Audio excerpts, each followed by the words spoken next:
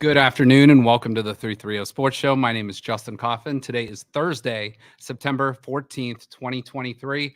Joining me in studio today, we got Mitch Davidson, quarterback at YSU, and fellow teammate running back Dra Rushton, both local guys. So, guys, welcome to the show. Appreciate you having me. So let's talk, first of all, before we get into like all the nuts and bolts of the topics here. Two local guys. How'd you end up at YSU? Mitch, or Dre, why don't you go?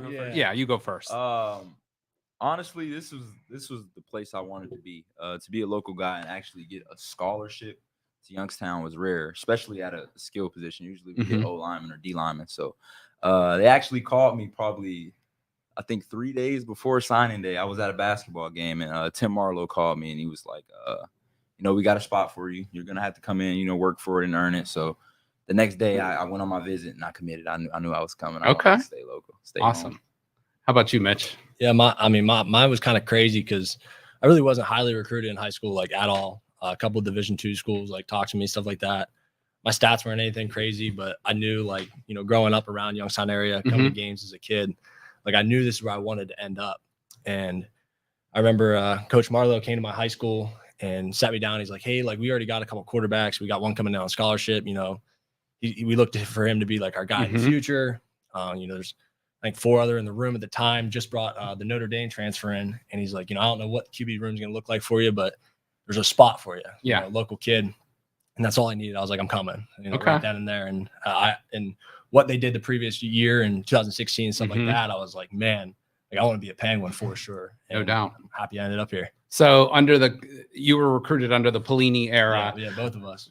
My sister is actually a Marlowe. So I know Tim very well. Good coach, great guy, former Nebraska wide receiver. Yes, but so I went and looked at some of your high school stats too, and went back from your senior years, both of your senior years. So, I mean, you're being humble. You set a school record, 2,371 yards, 32 touchdowns.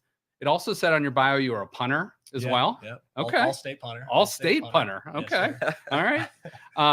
And Dre, for you, 1,339 yards rushing, 23 touchdowns. Also throwing for 907 yards and 9 touchdowns. So was that were you the quarterback who ran a lot, or did they throw it a lot out of your? I was the quarterback. Okay. That ran a lot. Okay. It was just get the best athlete the ball and just see what I can do. Yep. And, I started getting comfortable a little bit my senior year. So I had, some friends that play wide receiver, so I couldn't be running around all the time. They're like, man, you're going to have to throw the ball too. So, I worked on it. Did you ever talk to Coach Phillips about, hey, let Mitch hand off the ball and let me throw it a little bit? Some packages, but we never get to run them. Okay. Some fun stuff, but we never. Maybe later in the season, we'll see if something's in store. Okay. If you listen to this, Coach, you hear that? I need it.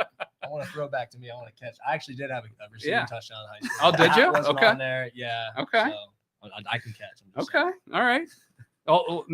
We'll put that in the back of our minds for maybe later in the season. So I like to ask players this when they come on, whether it's basketball, football, whatever. Why did you choose the number you're wearing? So why number 1? That's like a pretty, a target on your back number right there. What's crazy is my family number is 5. Like 5 is my favorite number. My junior year of high school, I kind of wanted to start something different for myself. Liberty has never done number 1. Okay. So I went to my head coach, Chester Allen at the time, and I just asked him, is there any way I can get 1? And, he was just telling me, it was a lot of things I had to do, like step up as a leader. I couldn't miss any days in the weight room, no detentions, no anything like that. So once I finally reached the goal and I got number 1, that was just a big thing for me. So being able to, get the number back in college, I went and I asked Doug and he told me I had to earn it. And when I did, I got it. Love it. How about 14? Man, 14 goes way back. It's actually one of my oldest sister's boyfriend at the time in high school. He played wide receiver at Salem. His name is Tyler Pierce. Coach Phillips was actually the head coach at the time at Salem. Tyler Pierce, though, he was number 14 in high school. He was one of the first persons to ever teach me how to throw a football, play catch with me. That was a vivid memory in my mind, is me and him always playing catch in the yard when he come over. And I remember my mom got me a Salem shirt and it had Pierce 14 on the back, and I would wear it to every single Friday night game. And any sport I did, baseball, soccer, I mean, flag football, anything. Sure. I was like, I want to be 14. I want to be like Tyler Pierce. Okay. And from then on, it stuck. My younger sisters all over 14 in basketball. My little brother is now 14, and I mean, 14 lives in our family. That's awesome. Yeah. And I was talking to you a little bit before the show. You know, I used to coach at Boardman, and I remember one of your sisters, I think it's Abby, right? Abby, yeah. Who's now at YSU. So how's that having a sibling at the same school? Yeah, it's awesome. You know, when she was looking around in high school, her senior year, figuring out like where she wanted to go to, you know, a couple Division II offers, and went on a visit to a Division II school in West Virginia. Really wanted to go there, I think. And I kind of talked to her. I said, sis, like, you know, YSU is home for me. You know, I've been successful here, started as a walk-on, and I kind of, you know, gave her a lowdown, like, you know, it's like home here for me. And I feel like me and her are a lot alike. And I know the culture here through the girls basketball program and what they have done. And I was like, man, I really think you have an opportunity here. She came on a visit, blah, blah, blah. And they said, you know, I don't have any scholarships right now, but they offered a walk-on spot. And she jumped right on it. And ever since then, she's loving it. They love her here. So I'm happy to be a part of this for one more year with her and go along that journey with her. That's awesome. That's great. So I want to, you know, the main question that probably a lot of people are asking, you guys, you go down to Columbus last weekend. You know, YSU heading down to the Horseshoe, you know, no one's giving you guys much of a chance in the game. We saw the spread, you know, and all that stuff, but you guys go in and tell me the feeling when you're walking down that tunnel, walking into the Horseshoe. I saw some of your guys' pictures, you know, just before the game and stuff like that. What's that feeling like walking into one of the great stadiums in all of sports? I mean, I've never in my entire life been in front of almost 103,000 people. I mean, have you? No. So I think it was really electric, you know, walking out just before, you know, standing in the tunnel, seeing them run on the field. And that place, you know, just erupted. First home game of the year for them. Great attendance. Again, what they've done, you know, in history is amazing. So to be able to run out there on that field, you know, with my brothers from Youngstown, you know, it was electric, man. It really was. And, you know, we were on one of the biggest stages in college football. Yeah, no doubt. I think that was a huge opportunity for Youngstown and especially our team. For me, it was really just motivating and exciting, and also showed us, you know, how you know far along we've come. Yeah. And you know how our team is and our brotherhood and our bond. So yeah, for me, it was just motivating. That's great. And I mean, you know, like I said, a lot of people are like, oh, you know, YSU coming playing Ohio State. I mean, first drive, you know, Harrison with the long touchdown. You guys though answer right back. And I got to ask you too, the touchdown dance, the waddle. There's not many people that you can talk to that have scored a touchdown against Ohio State. So what was that feeling like? Man, it was awesome. I know played before me and Dra right now, first and goal, I think it was. And I pulled one, I threw the fade to Bryce incomplete. And I think Dre a little mad at me for that one. You know, could have had it. And you know, I do apologize for that. But you know, going into it, you know, we went down and punched that first drive in, and that was huge for us. You know, the touchdown dance, all that. I got to do a better job, you know, celebrating my teammate, thanking my lineman for that opportunity, be able to score. But no, the waddle, I think that's got to be the Youngstown dance, man. Yeah, you know, seriously. I think it's pretty cool. I actually got it. I stole it from T-Zac last year. I don't know if anybody remembers, week 4 against North Dakota, I threw a touchdown to him and he hit it real quick. I was like, oh, that's pretty sweet. That is cool. Yeah. No, it's kind of just in the moment thing too. Like, okay, I did it. I scored, and I blacked out on it. Yeah. I was like, it was pretty awesome. You know, all the thanks to the good Lord above. You know, God. You know, without Him, I couldn't have been in that position. You know, I thank Him, thank my O-line. You know, my boys out there blocking for me. So. I thought it was dope. I think we should all do it as an offense next time someone scores. Yeah. We'll look for it. We'll look for it this Saturday. We'll expect all of you guys out there doing it. No, but that's great. And you know, I saw it was kind of like a read option, right, on the play, and I think they just. Everybody went. I don't know. Were you in or was it Tyshawn? No, Tyshawn was in. Yeah. So they all went for him. The whole D line. It looked like. Get a little football knowledge here. We danced over. We shifted our tight ends. 2 guys shifted with them. They were in zero coverage. Everybody was in the box. I looked over when they shifted, and only 2 guys came, and I was like, the only guy that could have me is either Mike scraping over or the guy coming off the edge. So when I did my footwork on the inside zone, they all came down with the tight ends. I was like, there's nobody out there. And Tyshawn did a great job. He, a lot of running backs will want that, and I think Dre does a great job too sometimes. A lot of running backs are going to clamp that. They're like, oh, no, you're not pulling this for me. And our running backs are unselfish for real. And I think that's a huge part of our team and the culture that we're building. I mean, he let it go free as ever. And, actually, if you watch after that play, when I pulled it from him, he came around the edge. And if there was anything coming, he was going to get it. So, props to him for doing his job. Absolutely. And that shows like you guys as a team, unselfish, get after it. All you guys celebrate together. Love it. Love it. So, I want to ask you a question now too, concerning last year. So, you have in the backfield with you last year, what's now an NFL running back with the Denver Broncos in Jaleel.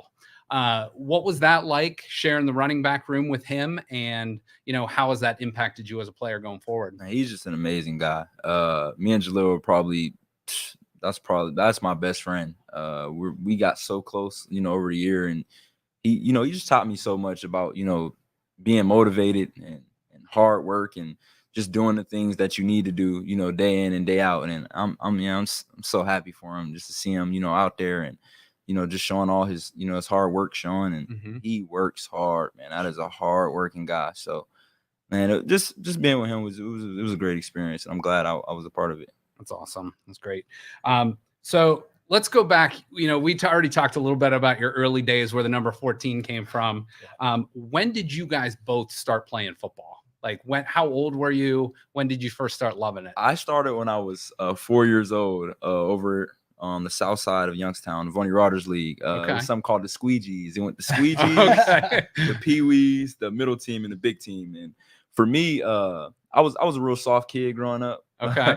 So my mom, wanted to toughen me up. I like to play the game, so I was never getting out of the house. As soon as I turned 4 and I was able to play, she threw me out there. Okay. And I didn't like it at first. I actually hated it. And then, as you go and, you meet people and you start to, learn things and, I like this. This is fun. So after that, I never stopped playing ever since. So okay. I've been playing since I was 4 years old. I think I was in first grade. I was a soccer kid. All my sisters played soccer, so I always played up with them. Okay. But first grade, Salem started the league, which is now the YYFFA. Okay. Elliot runs it in Youngstown. He actually started a league in Salem. I was in first grade. We had a little indoor facility. My mom signed me up for flag football. And I wanted to play quarterback. And that was, I just want to launch the ball. That's all I wanted to do. Okay. So I started playing flag football, played all my other sports. And I wasn't really huge into flag football. I was actually a big basketball kid. I'd be on like 3 different teams when I was growing up. Yeah. And I played flag football all the way up till 6th grade. And then obviously you can't play flag football anymore. So going into 7th grade was my very first year of tackle football. And I absolutely hated it. Absolutely hated it. They didn't want me playing quarterback. Had me out at like wide receiver, like to the field. You ain't throwing the ball over there. Lifting weights. I'm like, what is this? And then by like the 3rd game, they're like, yeah, we need like somebody to be able to throw the ball so we can hand off to this other kid. I'm like, sweet, like I'll play. And they moved me to quarterback. And since then, I love playing quarterback. Okay. Yeah. Well, you can see you're a little bit of soccer background too with the punting as well. So, so when did you guys think, hey, I'm pretty good at this? When I might be able to play in college. When did that like maybe click for you guys? Man, I always want to play college football. I don't know about you, but yeah, me too. My little league team was really, really good. Like, we had some of the best athletes that ever come out of Youngstown. I've played against some guys like Lynn Bowden. Yeah, he was, he was on the opposite team. And, and I lost to him a lot. But yeah, that's I knew kind of young. Yeah. Okay. I was a basketball kid. In high school, I loved basketball. I averaged 24 points my senior year. Like I really thought I was going to play college basketball, but like football was like my true love, man. Like the Friday nights, stuff like that. And then as college football goes on, Saturdays are like, it's different, man. I look forward to Saturdays like no other, especially even now watching football on Sundays, stuff like that. Like, dude, football is like where my love's at. And I don't know. I'm just speaking. I might be, speaking out of turn here, but like the NFL's great, but there's just something different about college football. It's different. The tradition, the history of it. Right. I think it's like the pageantry and all the stuff that you guys right now might not get to see and do outside the stadium, but that like brings itself inside the stadium with you guys? I think a huge difference between college football and the NFL. Like the NFL, like that is your job. Like 110%. You were doing nothing else but college or besides NFL football. Yeah.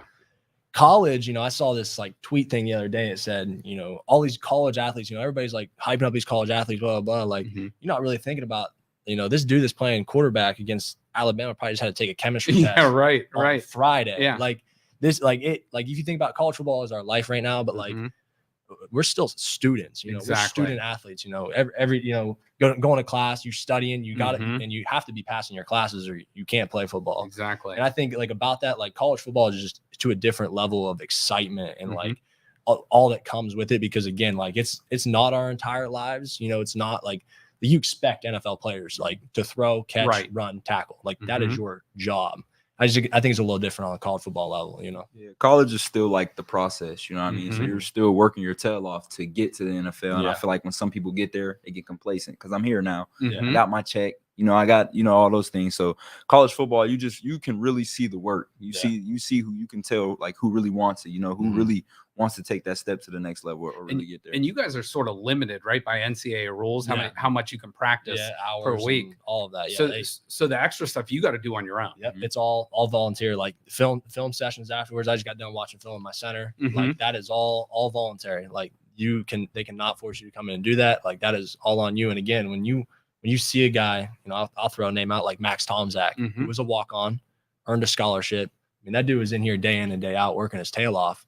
And to see that hard work, pay off for that kid, like, man, that's awesome, because he went out and did that on his own. I was like Jalil. Jalil was working out before workouts. He would work out in between workouts. He'd work out at night. Yeah. Like he would probably work out 4 or 5 times a day. So yeah, I've seen the work firsthand, and I've been a part of it. I've worked out with him a few times, not every time, because he's a madman. He doesn't sleep, but yeah, it's just a great experience. And you can see, and that got him to where he's at right now with the Denver Broncos. And we all know, like, the chances of making it to go professional are very slim. So I think that point you made it out to be student athlete is so important. And I think that's lost upon some people that maybe just watch the game on Saturdays or whatever. So hats off to you guys for doing that. So give me a player, maybe, quarterback, running back, but it doesn't have to be a quarterback or running back. Give me a player that you emulated or maybe looked up to or model your game after.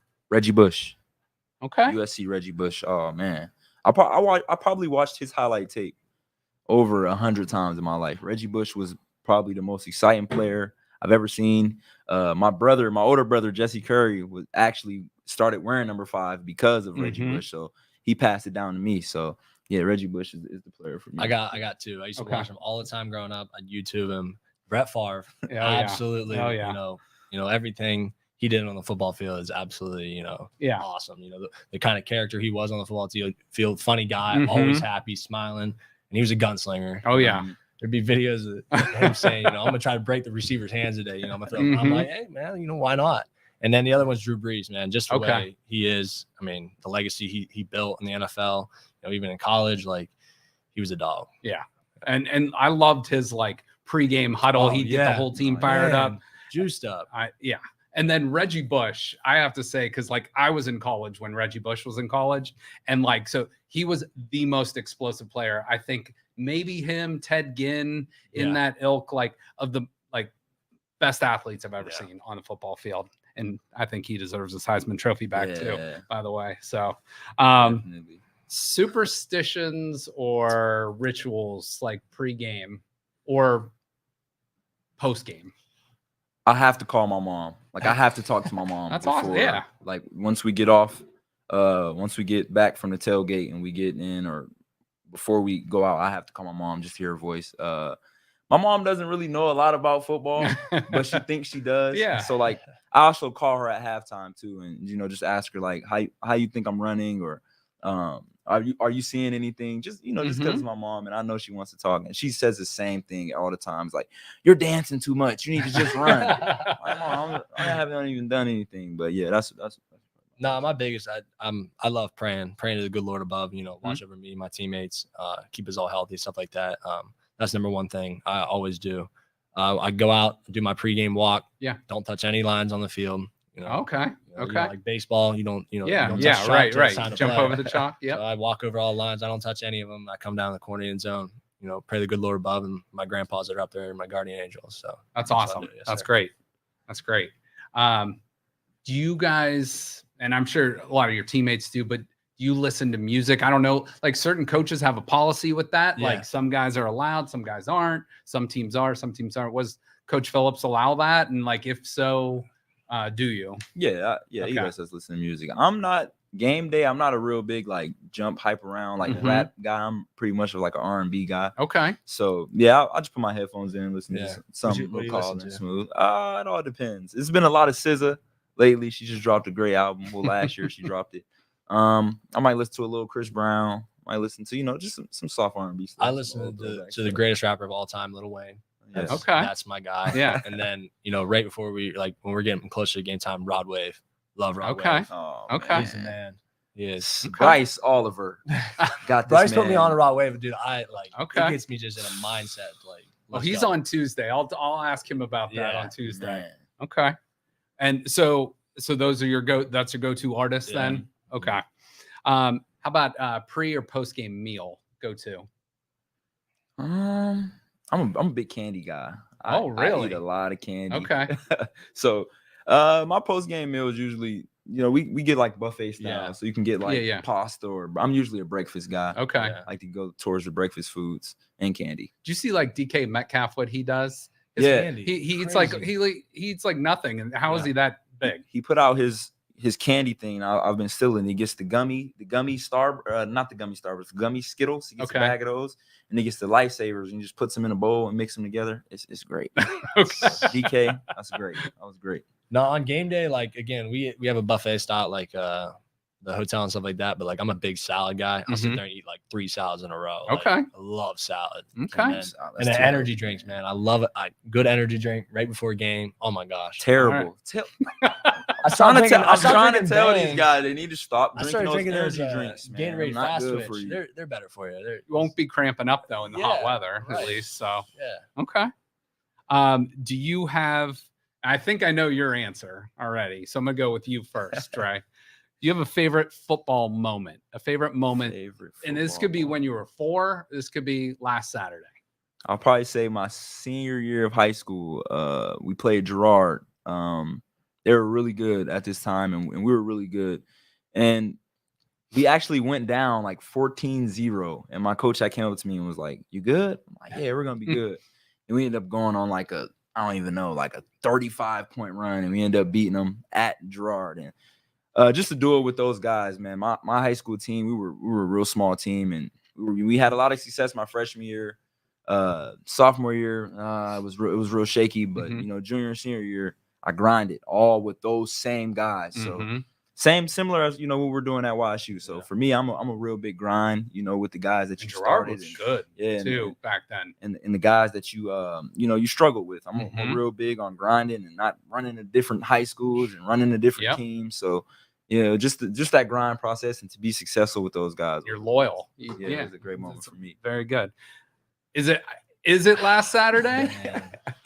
Listen, to score a touchdown in the shoe is like that'll be a memory like of my lifetime, like for real. But going back, I can't forget how I got here. And I think that was South Dakota State 3 years ago, 2021 season. Never played a snap of college football in my life. Couple guys got hurt. I got thrown in the fire. I'm like, let's go. Like I was like, let's go. This is my first time ever taking a snap. In college football. I mean, we were down 35-3. It was getting the game. Called a little concept high-low outside to the field.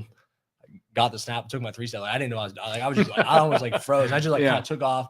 Threw it to Bryce real quick on a hitch. He gets like 15 yards for a first down. That's my first ever snap, first ever completion. I'm electric.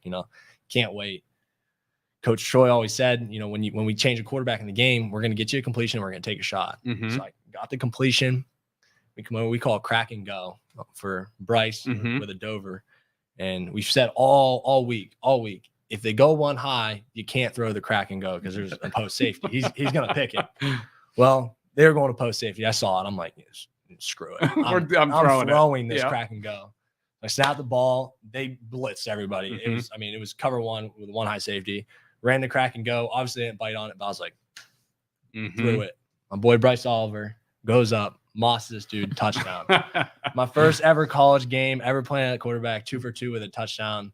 I finished that game, I think, like 7 for 8 for 111 yards and 2 touchdowns. And I was a walk-on. It was everything I worked for, for those long 3 years, man. Like being 8th on the depth chart at one point as a walk-on, it finally just showed, like everything I've been working for, it finally paid off, and I'll never forget that memory for the rest of my life. I had a favorite moment for Mitch, and I'm gonna say North Dakota State. I think it was it last year? Yeah.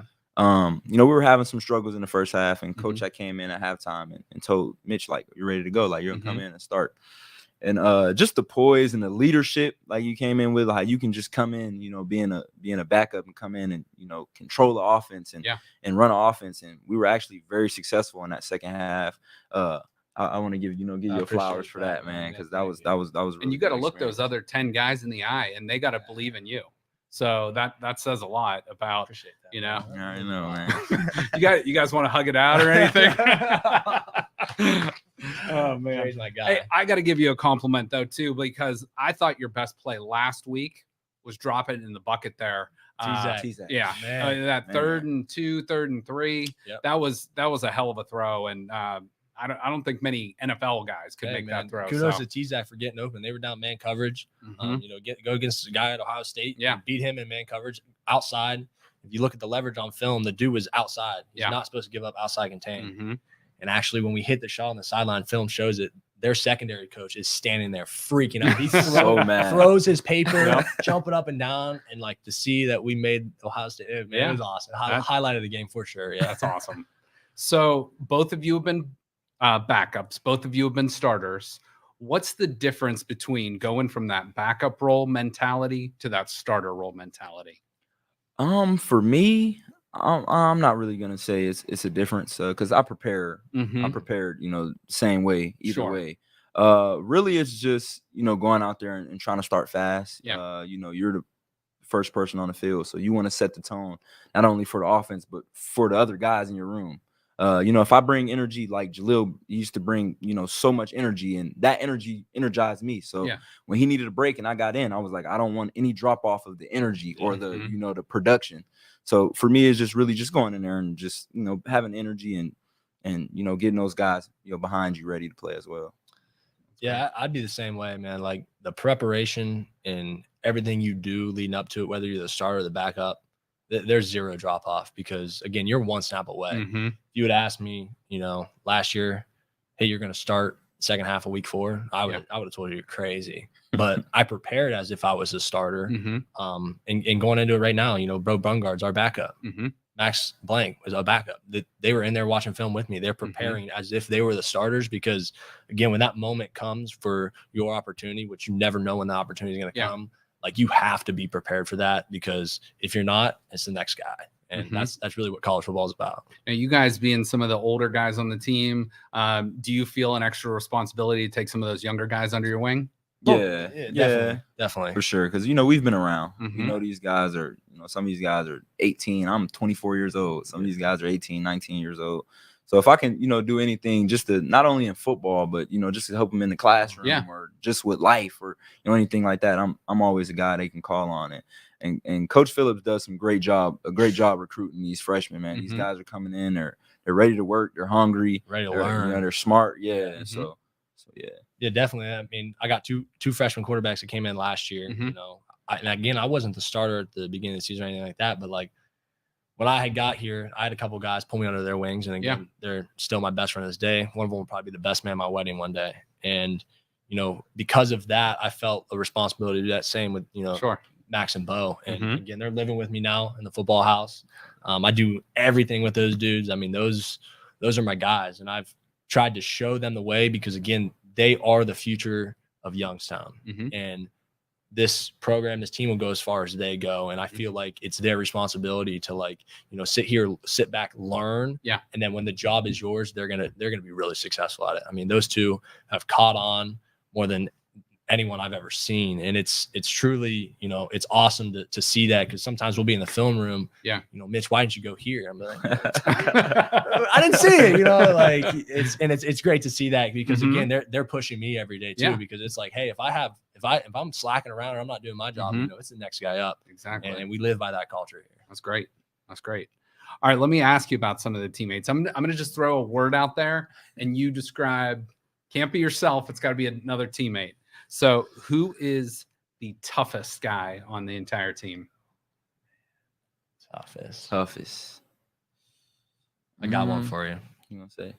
I was gonna say Fitzy. Fitzy. I was gonna say Fitz too. Yeah. So whatever. Yep. Fitz. Fastest. Joey Farthing. Yeah, Joey Farthing. He's unbelievably fast. Who's the most intense guy in the locker room or on the field? And Johnson. And Johnson. And no doubt about it. Smartest. And that could be in the classroom, on the field. I'm trying to think in the classroom. We're our 4.0 guys. I mean, I'm gonna give it to my quarterbacks. Yeah, two 4.0s by Bo and Max. I mean, okay. that was pretty good. I think they're freshmen though. You know, those Gen Eds I think count. another smart guy, not on the field. I mean, sometimes like he's an airhead, but smart in the classroom is Jake Benio. Yeah, Jake. Dude, he is. Okay. He's killer in the classroom. Okay. All right. And who is the overall best athlete you think on the team? Oh man, I know he's in the receiving room, but we got a lot. I'm gonna say CJ Charles. Bryce or CJ. Yeah. Okay. Latrell though. Latrell's and great. Latrell. Latrell 360 windmill like no other. Like, yeah, those receivers. Yeah. Okay. Receivers. So you got a trio at least in there that are okay. You could probably get a nice hoops team together then. Yeah. Okay. All right. So let's talk. You guys have had you've had Valpo to open up. You go to Ohio State. And you got Robert Morris coming up this weekend. So does the opponent, I don't want to downgrade any opponent versus another, but does it change preparing for a Valpo to an Ohio State to a Robert Morris? Oh, no. I'm not trying to get you on that question. No, not at all. Our preparation is the same all week. Our same practice schedule, same, everything, same lifts. So no, we don't take anyone lightly, because we've been that team. Sure. We've been one or whatever and all that. So we know, guys are going to come in, they're going to play hard, and they have guys. They have guys that are going to make plays. So what it does, we just really is about us. Okay. We just worry about us and prepare and just do the things that, we have to do to win. Yeah. Okay. I mean, Dre said it. I mean, that's facts. Now, take us through like a typical week. I know there, like you said, or maybe there's differences in the week, but like you said, with lifting, with practice, stuff like that. Take us through, you don't have to give us every little detail, but take us through like a typical week. What's that look like for you guys? Monday's just treatment. You go in there, you're off practice. Tuesday's the toughest practice of the week. Get tough Tuesday. You full pads, go, you're gonna have more team periods. Yeah. Lift. You're gonna lift right after that as well. Wednesday's work Wednesday. A little lighter, just still in shells, but you're gonna sharpen some things up. A little bit more of a mental day, not so much as physical. Thursdays is a fly around day. We're gonna go on our spiders. We're gonna go clean some mental stuff up, some more mental stuff as well. What's a spider? It's like a like you have your shoulder pads, like the hard plastics. Yeah. These are just like soft. Okay. Yeah, like like a padded thing. Okay. Like, soft pad. Yeah. Run around. No hitting. It's just all full speed. Routes, defenses, just on air and stuff like that. Yeah, okay. Okay. And I call Friday Get Ready Friday. That's the day we go out in our shorts and things. It's really just a walkthrough day, but we're all sharp. Mental. Yeah, Okay. all mental day. So now to give Sundays, don't forget about Sundays. Oh yeah, what are you doing Sundays? Sundays is our practice. Really get run around, get that lactic acid out from the game. So we play Saturday, and then Sundays we come in. We'll have film review. We'll watch the entire game, go over anything we need to go through. Actually, before we even watch the film, we go to have a pool workout. We work out in the pool in Beagley. Yeah. We'll go through like quick high knees, blah, blah, blah, all this 25, 30-minute workout in there, like get your body moving a little bit. Yeah. Come in, team meeting, watch film.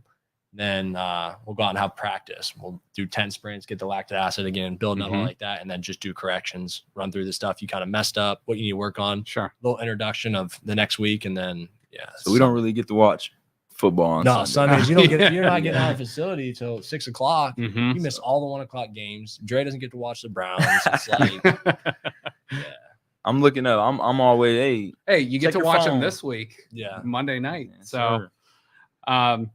let's talk a little bit before we talk about. I want to talk to you guys a little bit about the NIL stuff in a minute, but for someone out there that might be a high school athlete, that whether it's male, female, basketball, football, whatever, you guys have been through the recruiting process. Talk to us a little bit, and your sister as well has been through that. Tell us like how you chose YSU. I know you're both local and you kind of wanted to stay here, but like talk to us a little bit about some advice you might give someone out there for Let me go recruiting. real quick, just because my recruiting process wasn't huge or anything like that. Yeah. But something that coach told me when I was in high school, Coach Dowd, he was our defense coordinator. I mean, we were really close. My senior year, I walked in his room right a couple days before signing day. I was like, man, I don't know what I want to do. Like, I got like a couple Division II offers. Like, I want to go to school for free, all this stuff. I was like, I really want to go to Division I. I was like, but like, am I even gonna play? Blah blah blah. And he told me, and I gave the same advice to Abby. I said, don't chase the money. Go where your heart is. Go where you're going to be happy. Go where you feel like is home, because that's where you're going to stay, especially in this world today with how much the transfer portal is and all that. Like, you know, people enter this transfer portal and they stay there. You never leave. You never get another opportunity. So when he gave me that advice at the time, I was like, man, you're right. Like, I'm going to go where I feel like is home. Yeah. And that was YSU for me. And that's the best advice anybody gave me throughout my entire high school career was, you know, go where you're going to be happy, go where you feel like it's home. Don't chase money. Okay. For me, my family was pretty free on my decision. They were, you know, pretty hands off, whatever you wanted to do. I actually was going to actually going to commit to the Air Force. I took a visit there, and it was probably one of the most amazing things I've ever, you know, been a part of. But, you know, they told me, you know, I was going to have basic training, practice, and school. So I'm like, I don't know. So then I end up getting a call from YSU. So yeah, that's really what I wanted. So just to be able to stay home, you know, my family and friends still have my, you know, my support system. Literally everyone still here was really what made my decision. And for advice for people out there, make your decision. Don't let anyone talk you into anything. I know NILs now is, you know, the money and all that. You make your decision, because at the end of the day, you have to go there, and you get a gut feeling. You know when the place is, you know, a good place for you and a good fit for you. And also do your research, man. You know, don't go to a school, if you're a running back, don't go to a school that doesn't run the ball or doesn't, you know, do the things, or guys don't, you know, at least get a look to go to the NFL if that's what you're trying to do. So I will say something about YSU, you know, with the whole NFL stuff. You know, we've got 4 guys in the league right now. Like, you know, YSU is a spot that can get you to the next level. No doubt. And that was another thing that with me coming here, like, again, I love football. I want to continue to the next level. You know, you've seen guys do it here, and that's another reason, like, I love it. Like, I think I truly do have an opportunity one day. This is a story I'm gonna bring up about Jaleel. I know I have to, but he didn't get invited to the NFL Combine, which was crazy, you know. And I went to him, and I was kind of upset for him. I'm like, man, what's going on? He's the all-time leading rusher at any level, correct? Crazy. Yeah, I'm like, what's going on, man? Like, was your agent not pushing it and all that? And he looked at me. He said, you know what, man? He said, I don't even really care. I'm just glad that I'm going to be able to have a pro day here, and all those scouts are going to also be there to watch all these other guys, all these other, you know, Youngstown State guys. And I looked at him, man, and I'm like, man, that's a great attitude to have. And that's just the type of guy he is, man. He's a great guy. And I just had to share that story, because that was another guy did a pro day in the league still, Mike McAllister. Oh, yes. On the practice squad with the Rams. Had a great preseason. Yeah. They asked him to come back. I mean, it's awesome for this. We got Drew Ogletree's tight end for the Colts right now. Yeah. So, and he probably didn't play with you guys, but Rivers down there with Houston, right? Man, I watched him in high school. Yeah, he's a beast. He is absolute beast. So, let's talk about, you know, getting with the Penguin Collective, the NIL stuff. So, talk to us a little bit about like your NIL experience and how. You know, I'm looking at Dre's shirt, and it's got your face smack dab on it. So that's got to be weird and cool at the same time. And like I said, I saw a few of your family members down in Columbus last week and all wearing those shirts. But how cool is it that now you guys can cash in on that name, image, and likeness. How cool is that for you guys? Man, dude, I love it. I was part of, college football as Dre when NIL wasn't a thing. And, in our positions now where it is a thing, I mean, I think it's a blessing. It truly is, The NIL world is crazy, to certain levels of college football. It is insane. And I truly believe at the FCS level, not only at Youngstown State, but the FCS level, I truly believe we are using it how it was supposed to be used. Yes. It is a way for athletes to get a little money in their pocket because of all the work we put in, on the field, in the classroom. There's not a whole lot of time. We just took you through a week. Right. Sometimes I don't walk out of the facility until 6 o'clock at night and I got there at 6 o'clock in the morning. Like, you don't have time to go have a job. Right. And to get some of this extra money in our pocket, and that's all it is truly a blessing. Some of these other schools, they're getting paid millions, which is crazy. And that helps with recruiting. And I think one thing for Youngstown, it's going to help a little bit because there is a lot of money in Youngstown. And what the collective is doing is absolutely amazing. They have helped me, through and through, everything about it.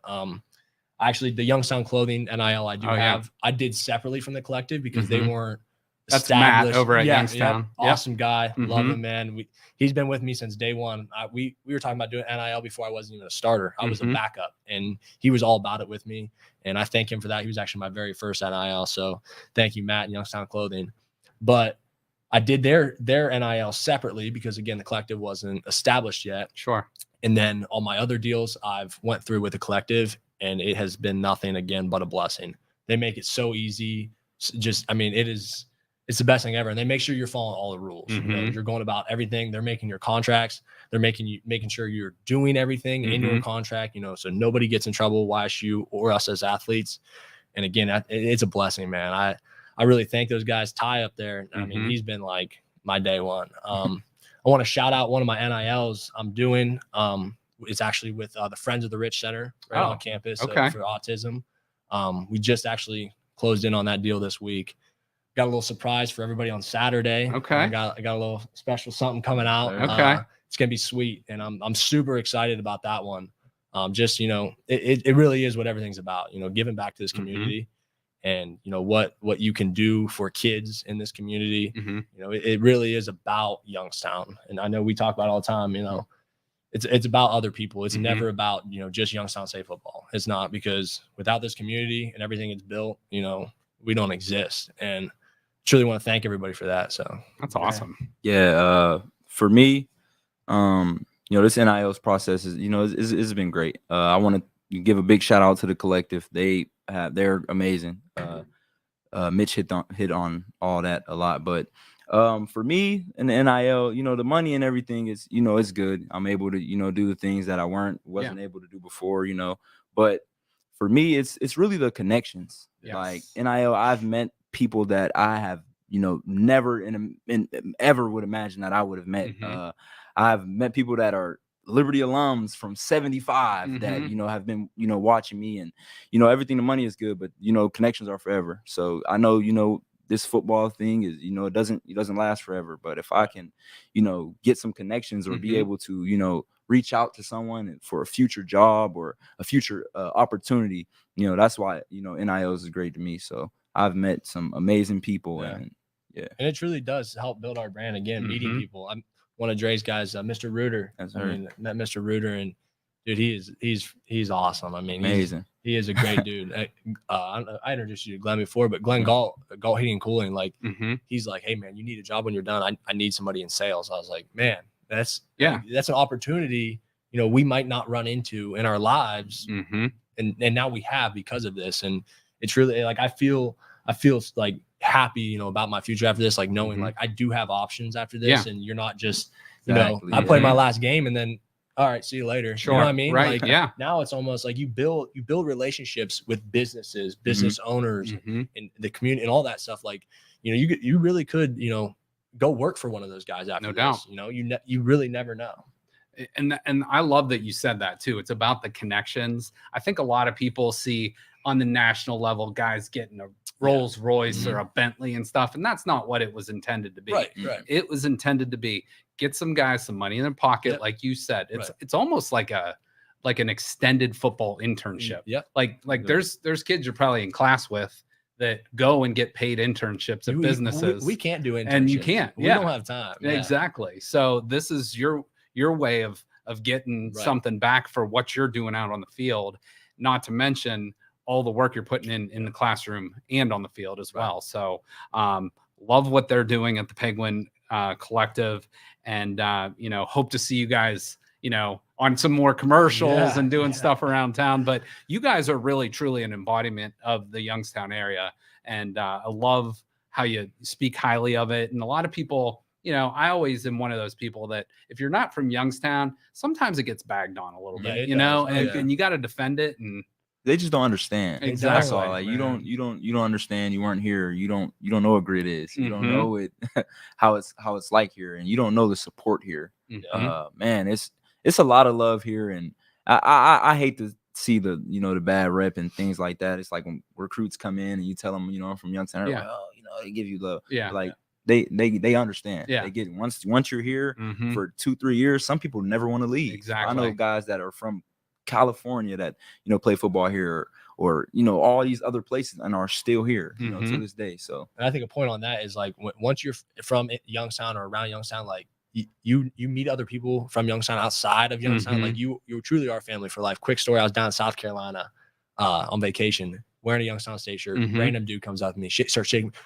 Are you from Youngstown? You play football up there? I'm like, yeah, I do. He goes, Coach Phillips? I was like, yeah, he's my head coach. He ended up, he was from Youngstown, knew Coach Phillips. Like, great guy, like friendly as heck. Like, it's just like, dude, like those people, like when you are from Youngstown, you truly get it.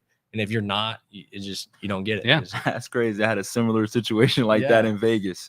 I had one of my Youngstown State shirts on, and he came to me. He was like, man, you're from Youngstown? I'm like, yeah. He's like, I'm from Youngstown. I've moved here like 10 years ago. I started a business.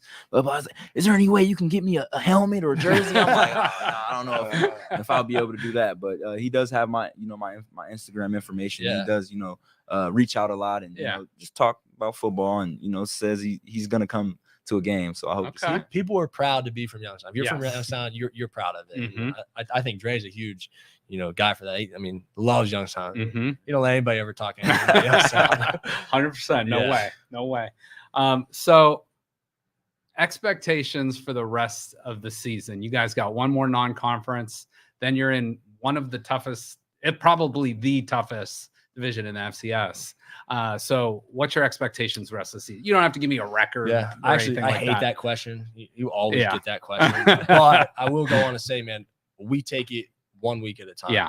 Our focus right now is Robert Morris. We go into bye week, and we know our schedule from here on out. But again, our focus right now is on Robert Morris. We know what the Missouri Valley is. We know, it's tough. It's a tough conference. I think it's the toughest conference in FCS football. It truly is. And we got to go on the road, and we got to win on the road. That's the number one key this year. And we got to defend the Ice Castle. And I truly think, going to this week, we're going to get back on track. We got to go home, get a win here against Robert Morris. Then after that, our focus is 1 week at a time. Yeah, I'll say expectations just to get better every week. Better every week, and do the things that we need to do to win. So you guys passed the test. That was a good answer to both of that. And now, last question I want to ask you guys, and you can frame this however you want it, but best thing about Youngstown State and being a Penguin. Oh man, that's hard. Or things. It could be multiple. I would truly say becoming a Penguin and being a part of this community and this football team is the brotherhood, friends.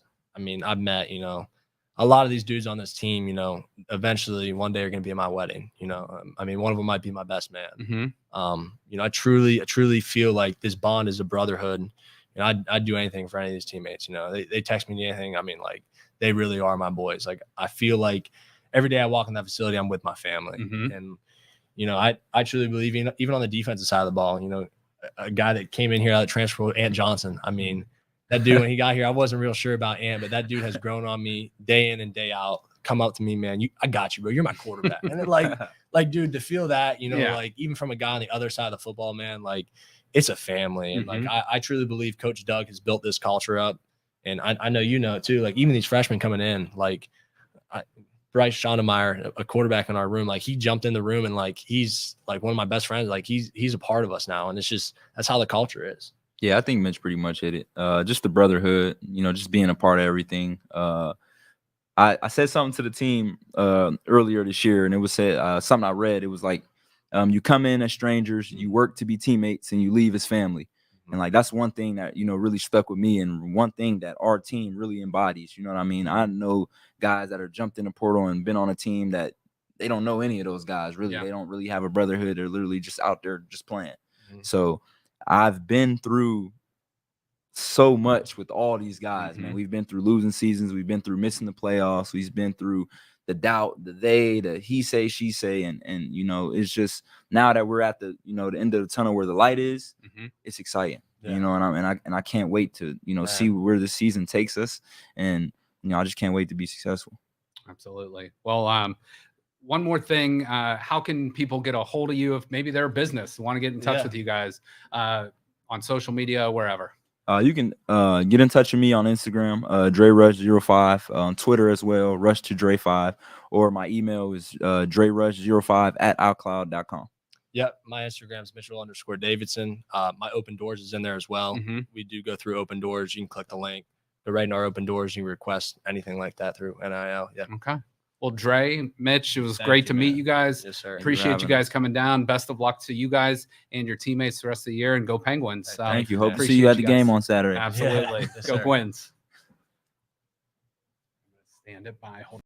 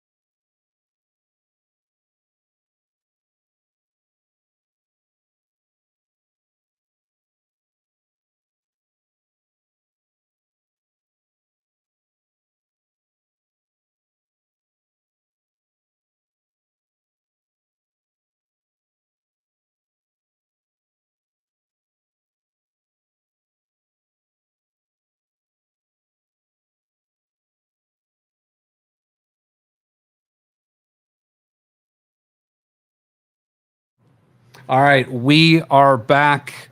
Great guys.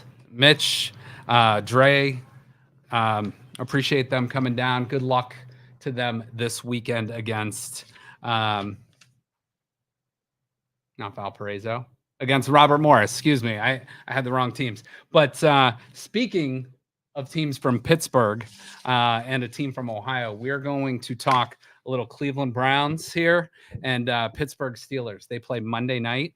And we're going to talk a little bit about our expectations and a little bit about that game. So, Joe, I am going to have you get to know the Pittsburgh Steelers here. So I'm going to talk to you just a little bit about some numbers, okay? All right. And some things. So last year we know they finished 9-8,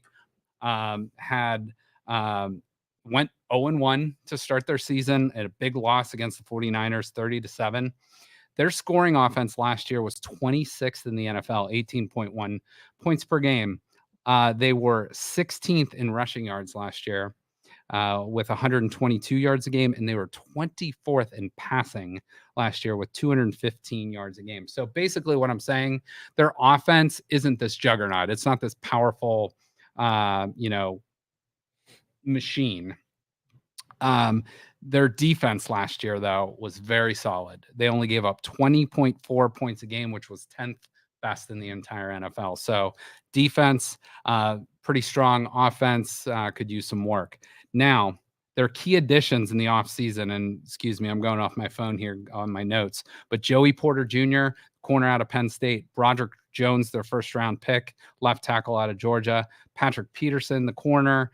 They brought in a guard, a couple draft picks here, Keanu Benton, veteran wide receiver Allen Robinson, and then the big tight end from Georgia, Darnell Washington. Losses this year. They lost Terrell Edmonds to free agency, Devin Bush, Robert Spillane, and Cam Sutton to free agency. However, this week, their two big losses, they will be out with wide receiver Deontay Johnson, but they will also be out with future Hall of Famer and All-Pro Cam Hayward. That is a huge, huge loss for the Steelers, who he's going to miss multiple weeks. So that is very formidable for the Browns and their running game with Nick Chubb and their strong point of their offensive line. So what were your thoughts, one, on a lot of times we overreact to week one, whether it's good or bad, but what were your thoughts on week one Steelers performance against the 49ers? Yeah, see, I don't put a lot of stock in the beginning of seasons when NFL, you play all the scrub teams. Yeah. Yeah. You mean the preseason? Oh, you're just...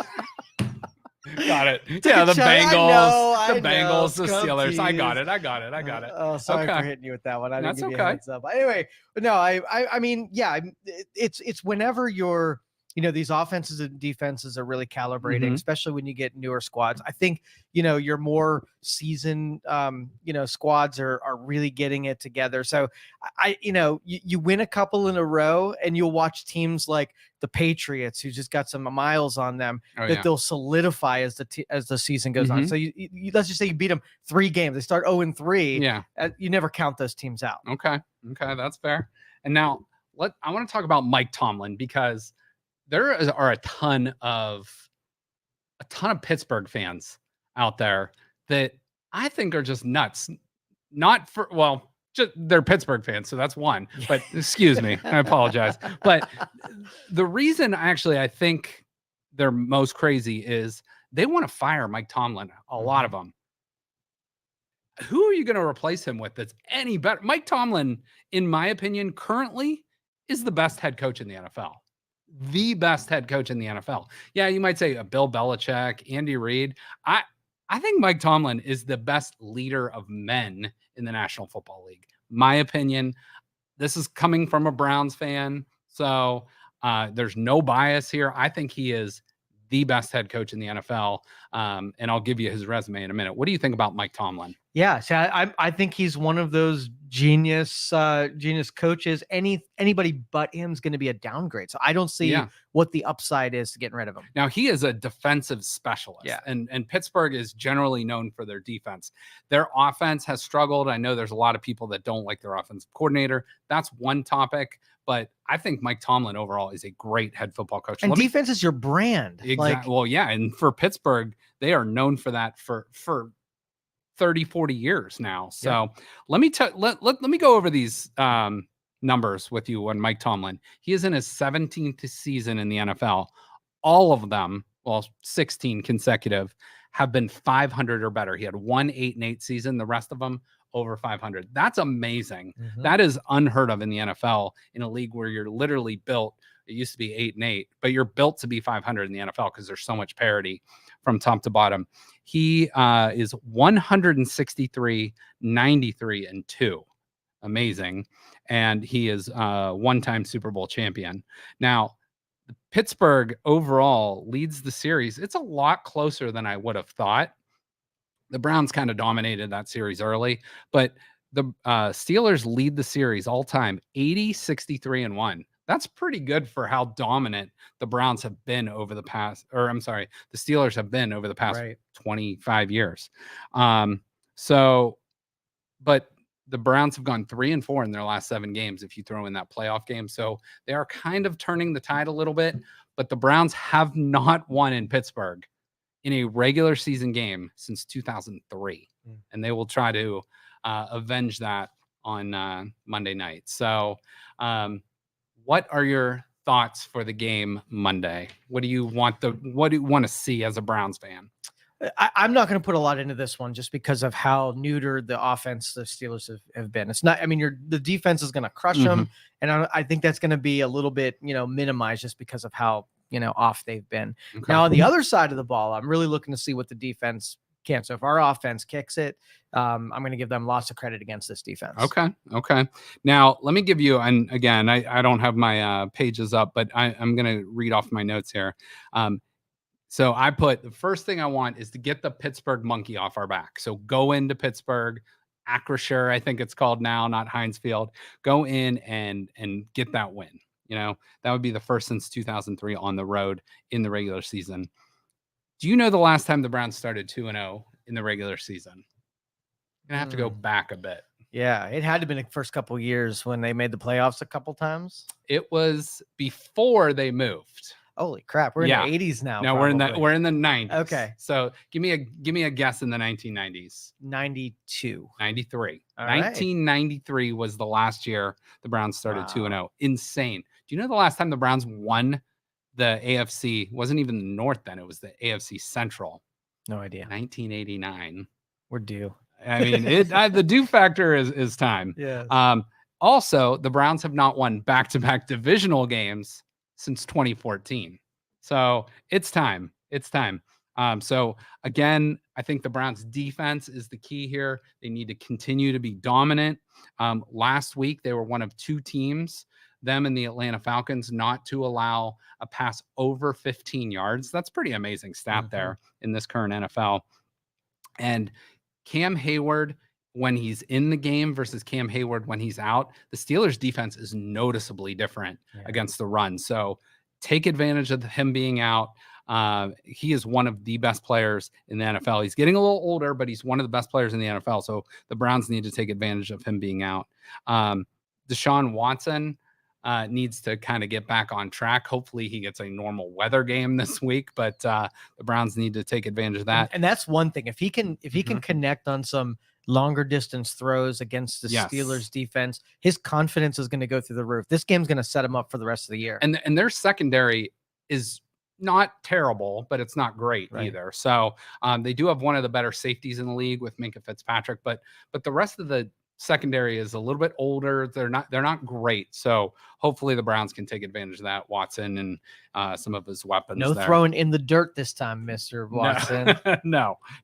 But I will say the only good thing about an underthrow is usually it won't get picked off. Underthrows usually land in the dirt, overthrows sometimes. And have the receiver looking at you like, what the hell was that? I was wide open. Exactly.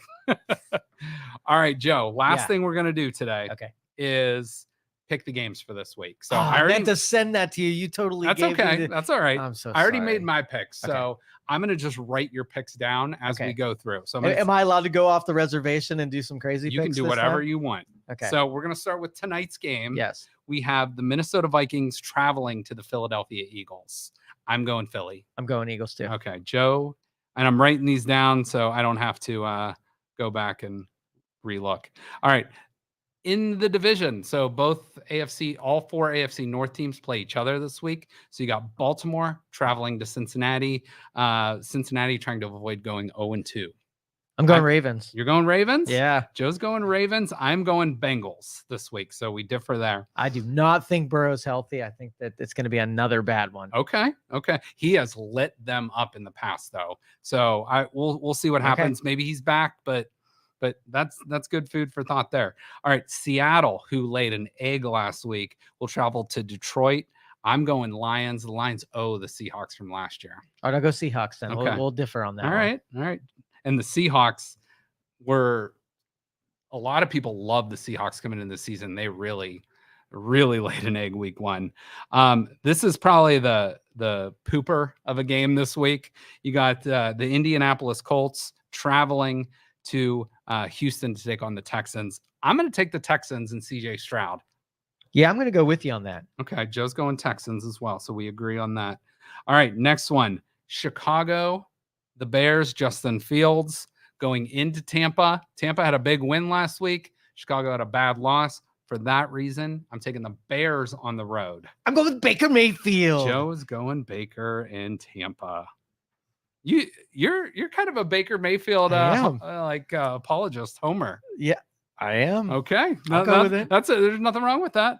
I'm not calling you out or anything. just stating some facts. All right, the next game we have the Chiefs, who lost an unfortunate game for them, traveling to Jacksonville, who had started off week 1 with a victory over Indy. So the Chiefs, I'm going with the Chiefs to bounce back, get a win over the Jaguars. Yeah, I'll go with the Chiefs too. Are they healthy again? Well, I don't know Kelsey's status, but I do know their best defensive tackle, Chris Jones, signed, and he will be back playing defensive tackle for them. All right. Kelsey is a big offensive difference maker. And honestly, the Chiefs should have won that game. They played better. Detroit had a pick 6 that was literally in Kadarius Toney's hands. Should have been a catch, but not. So, okay. All right, we're both going with the Chiefs there. The Packers going into Atlanta to take on the Falcons. Packers had a big win last week. I'm going Packers. I'll go Falcons on this. Okay, Joe Falcons. All right, next up, we got Raiders, Bills. I'm going Bills. Yeah, it was a heartbreaker, so I'm going Bills too. Okay. Let's go rapid fire here. Chargers, Titans. I'm going Chargers. 49ers at Rams. I'm going Niners. I'll go Niners too.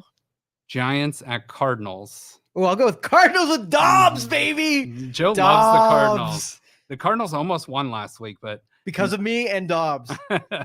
Let's go Jets at Cowboys. Cowboys won huge last week. I'm going Cowboys. Cowboys all the way. All right. Washington at Denver. I'm going Broncos. I'll go with Washington because I hate Denver. Okay. Miami at New England. I'm going Dolphins. I'll go Dolphins too. All right. And then back-to-back Monday night games, 2 of them this week. Browns at Steelers. And let's save that one for last. And Saints at Panthers. I'm going to go with the Saints. Saints again. Panthers. Yep. Okay. Saints. And then Joe, Browns, Steelers. I'm going Browns. Browns with a highlighter on it. Okay. All right. So those are our picks this week. We'll see how we do. Joe, 11-5 in week 1. I went 9-7. These are not against the spread. They're straight up picks. So we'll see how we do. But for Joe, I'm Justin. Thanks to Mitch. Thanks to Dre for joining us. Go Penguins. Get out to the Ice Castle this week if you can and root on the Penguins. So appreciate you guys watching. Make sure to follow Youngstown Studio and the 330 Sports Show on social. Everyone have a great weekend. Thank you for listening to this show on Youngstown Studio.